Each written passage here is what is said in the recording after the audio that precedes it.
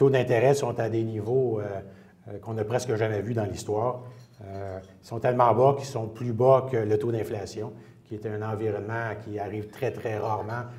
Normalement, lorsque vous placez votre argent, bien, vous voulez vous assurer que lorsque vous allez la consommer dans 1 an ou dans 5 ans, vous allez en avoir plus, être capable d'acheter plus de choses que si vous le consommez aujourd'hui. Ce n'est pas le cas aujourd'hui. Les taux d'inflation sont plus élevés que les taux d'intérêt. Une des raisons que les taux d'intérêt sont si bas, c'est que l'économie fonctionne au ralenti un peu partout à travers le monde et la demande de crédit, parce que le taux d'intérêt, dans le fond, c'est le prix que vous payez pour emprunter, et la demande de crédit, elle est très basse parce que les gens sont plus dans un mode de rembourser leurs dettes que d'emprunter de façon additionnelle. Sauf qu'il y a plus que ça. Les banques centrales du monde reconnaissent, comme nous, que le niveau d'endettement est exagéré un peu partout, autant au niveau des particuliers, des entreprises, des gouvernements. Et naturellement, ils n'ont pas un grand contrôle sur de faire baisser le montant de dette en circulation, mais ce qu'ils peuvent contrôler, c'est de faire baisser le coût d'avoir cette dette-là, le temps que le malade prenne du mieux. Or, toutes les interventions des banques centrales du monde visent à rendre moins onéreux le support de cette dette-là, le temps que l'économie se raplombe et que le niveau d'endettement diminue. Et ils ont différents leviers pour faire ça. Ils ont des leviers directs au niveau des taux d'intérêt à court terme, les taux d'escompte, etc.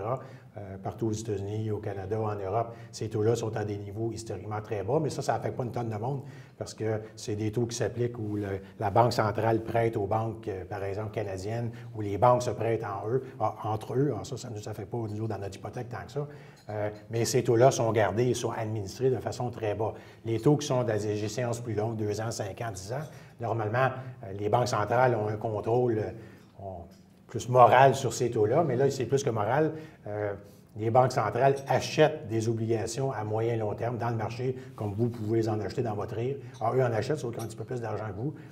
Et ça a un effet massif où ça fait baisser la valeur des obligations, qui est la même chose que de dire que les taux de rendement diminuent. Donc, les taux à 3 ans, 5 ans, 7 ans sont plus bas qu'ils le seraient normalement à cause des interventions des banques centrales pour les garder le plus bas possible. Alors, bien entendu, ces interventions-là sont ponctuelles, sont artificielles, ne reflètent pas vraiment ce que ça serait dans la vraie vie si les banques centrales n'intervenaient pas. Sauf que comme ils contrôlent les leviers monétaires, même si c'est artificiel, ça peut être artificiel pendant un petit bout, et c'est ce qu'on connaît depuis quelques années. Ce qu'il faut comprendre, c'est que alors la question, c'est quand est-ce qu'ils vont changer d'idée, puis qu'ils vont trouver que l'économie se raplombe, puis que cette détente monétaire-là n'est plus nécessaire. C'est difficile à dire, mais ce qu'il faut comprendre, c'est que les marchés anticipent normalement ce qui va arriver dans 1 mois ou dans 12 mois. Et là, c'est un environnement tellement exceptionnel que peut-être même qu'ils vont commencer à l'anticiper dans 1 an et demi. Donc, il ne faut pas attendre que les banques centrales commencent à monter des taux pour vendre vos obligations à 30 ans, parce que ça va faire un bout qu'ils vont avoir perdu de la valeur. Et l'écart de rendement est tellement grand par rapport à la réalité. Le niveau d'inflation actuel dans le marché militerait, si on regarde des données historiques, là, les taux d'intérêt à long terme, là, le très long terme, mettons, des obligations à 30 ans, les taux devraient être autour de 6,5 %. Ils sont proches de 3 %. Donc, l'écart entre ce qui arriverait normalement avec le genre d'inflation qu'on a et la réalité est très, très grand. Juste pour donner une idée, si les taux d'intérêt actuels, je ne pense pas que c'est ça qui va arriver demain matin, là, mais peut-être sur un certain nombre d'années, pour donner une mesure de l'impact, si les taux d'intérêt revenaient à une normalité de taux à long terme autour de 6 %, la valeur de l'obligation du 30 ans qu'on a aujourd'hui baisserait de 50 %. 50 % là, c'est la même chose que le crash boursier de 2008-2009 dans la crise financière. Et quand les taux d'intérêt sont 2 % là, pour récupérer 50 % là, c'est long pas mal, ça.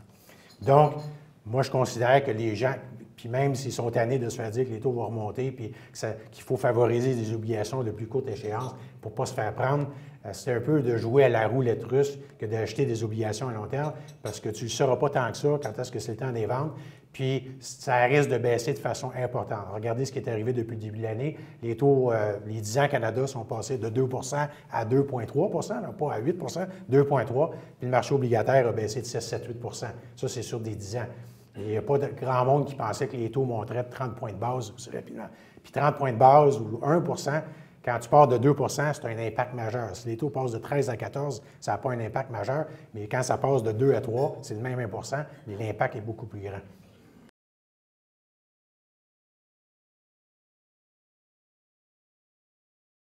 Les marchés émergents, étant donné leur croissance plus élevé que la moyenne. Un, une combinaison d'une croissance plus élevée, puis deux, ils importent beaucoup de pétrole, de denrées alimentaires, qui, eux, les prix n'ont pas vraiment baissé depuis quelques années. Au contraire, ils ont augmenté.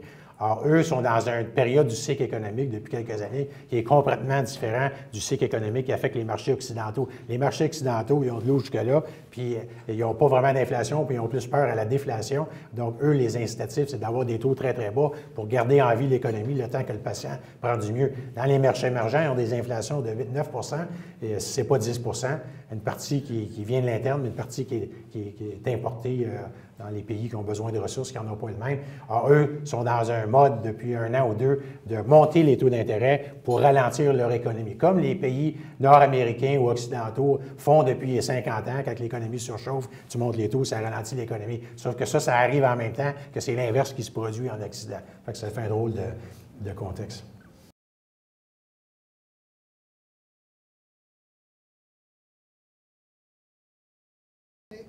En fait, ce n'est pas la chute de l'euro qui risque de faire arriver ça, c'est que puis tu n'as pas besoin d'aller bien loin, puis de retourner bien loin en arrière. Regardez en 2008 combien de banques américaines qui étaient là depuis un mois bout de temps, qui se sont effondrées. Et ce n'est pas un problème, c'est une question qu'ils ne pouvaient plus. Ils avaient emprunté trop. D'abord, les banques empruntent pour acheter des placements, puis la valeur de leurs actifs a baissé de 30, 40, 50, 60 puis ils n'ont pas eu le temps que le malade se guérisse.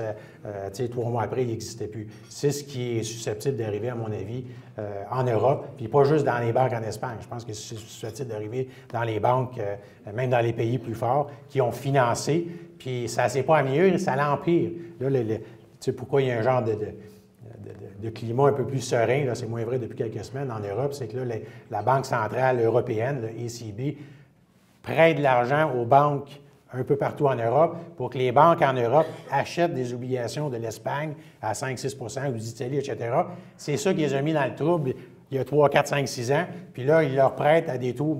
Puis la banque, elle reçoit ça, elle se finance à 0,5 de la Banque centrale, puis elle achète une obligation de l'Espagne à 6 7 ou de la Grèce, puis la Grèce en masse aussi, à 20 Fait que là, elle fait un spread positif, donc elle fait de l'argent dans ses états financiers jusqu'à temps que la Grèce dit « j'ai plus assez d'argent, puis je te donne 50 cents dans la pièce ». Alors moi, je pense que ça va exploser, puis là, le calme qu'on semble voir en Europe, c'est un calme qui vient que les banques sont capables de se financer parce que c'est une banque en haut qui leur prête de l'argent. Mais ça n'aide pas le pays à baisser son niveau d'endettement. Ça fait juste que la banque peut continuer à donner le carburant qu'ils ont mis dans le trouble pour commencer les problèmes. Et on a vu dans la dernière semaine que les engagements que l'Espagne et que l'Italie avaient pris pour réduire le déficit, finalement, ils ne les rencontreront pas, puis même pas proches, là. Puis les taux d'emprunt ont commencé à augmenter en Espagne. L'Espagne se finance à 6 puis son économie a diminué de 2 par année. C'est sûr que ça va péter à un moment donné. Puis la pression que ça demande dans le pays, le chômage élevé, puis les manifestations, etc., moi, je pense qu'on est plus au début qu'à la fin de ça. Et il y en a qui vont dire, bon, bien, est-ce que nous, on va avoir 25-30 de chômage pendant 15 ans, puis on n'aura pas d'emploi, puis nos impôts vont augmenter, puis nos services vont baisser. Puis c'est juste nous qui va subir ces coûts-là. Bien là, on va en faire un petit peu subir aux banques en Allemagne qu'on n'aime pas tant que ça.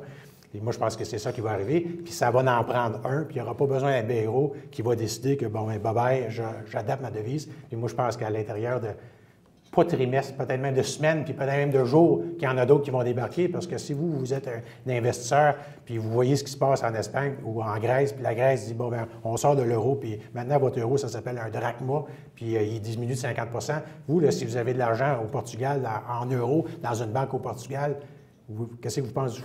Vous ne laissez pas votre argent là, puis vous allez l'envoyer dans une banque en Allemagne. Puis c'est ça qui va arriver en majeur. Puis là, pour empêcher ça, là, on n'aura plus le choix, ils vont faire la même chose au Portugal. Puis ça va s'en aller en Irlande, puis à un moment donné, ça va arrêter. Moi, je pense que ça peut se faire très rapidement. Puis plus vite ça va se faire, mieux ça va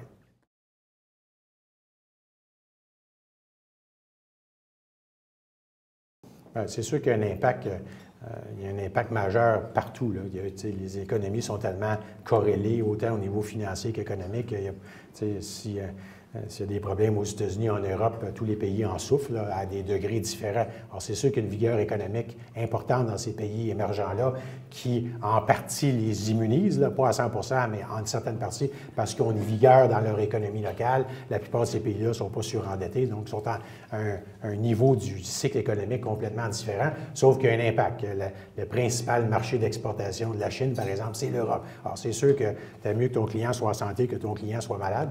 Alors, il y a un impact là. Donc, il y a un impact au niveau du commerce, mais il y a un impact aussi au niveau des capitaux. La plupart de ces pays-là ont une historique de vie économique qui date d'il y a 10-15 ans. Fait qu'ils n'ont pas amassé un système financier capitaliste extrêmement important. Donc, pour financer la croissance qui se passe dans ces pays-là, ils ne peuvent pas juste aller voir leur banque locale, ils ont pas assez d'argent. Fait qu'il faut qu'ils aillent en Europe, il faut qu'ils aillent aux États-Unis, dans des banques. Alors, et entre autres, l'Europe a été une source de capitaux important pour les marchés émergents. Fait que c'est sûr que si ça brasse pendant un petit bout en Europe, puis ils sont sur le bord de la faillite, fait que c'est sûr que c'est plus difficile d'aller chercher de la nouvel argent en Europe parce que ça va déplacer ça, puis ils vont s'en aller aux États-Unis où les coûts vont augmenter. Il va sûrement avoir un impact à court terme qui va se faire sentir, moins direct, mais il va en avoir un. Mais je ne pense pas que c'est des impacts qui vont durer 10 ans ou 15 ans. Moi, je pense que c'est des impacts qui vont durer 1 an et demi, 2 ans, 3 ans. Alors, c'est sûr que ça a un impact à long terme, mais le gros de l'impact se fait rapidement et les marchés aussi rapidement. Alors, ce n'est pas parce que l'impact est négatif sur 5, 6, 7 ans que le marché va aller mal pendant 5, 6, 7 ans. T'sais, au lieu d'aller mal pendant 5 par année, peut-être qu'il va baisser de 25 d'un coup, après ça, il va se remettre à monter. Puis moi, je pense qu'il y a beaucoup de ça. Pourquoi les ratios d'évaluation sont si bas? C'est que tu n'as pas de visibilité. C'est pas que c'est la fin du monde dans 5 ans, c'est que tu ne sais pas ça va être quoi. Ça va être pire dans 5 ans que mieux dans 5 ans. Là, tu fais juste du patchage depuis 3, 4 ans. Puis je pense que si l'abcès crève, ça va être très favorable. Il va y avoir le coût immédiat de ça, mais au moins, tu vas avoir une visibilité. Tu vas dire, OK, là, ça fait mal, on patch, on met, tu sais, le système financier va aller mal, il va y avoir du patchage dans les banques, etc. Les investissements ne se feront pas parce que les gens vont être pris dans un mode un petit peu de panique, là. Mais ça va changer rapidement parce que tu vas dire, bon, on est en train de faire le ménage, puis dans 3 ans, ça va aller mieux, puis dans 5 ans. Les entreprises, quand ils prennent des décisions d'investissement, ils ne les prennent pas pour 3 mois, ils les prennent pour du long terme. Puis surtout qu'ils ont accès à du capital relativement peu cher, là.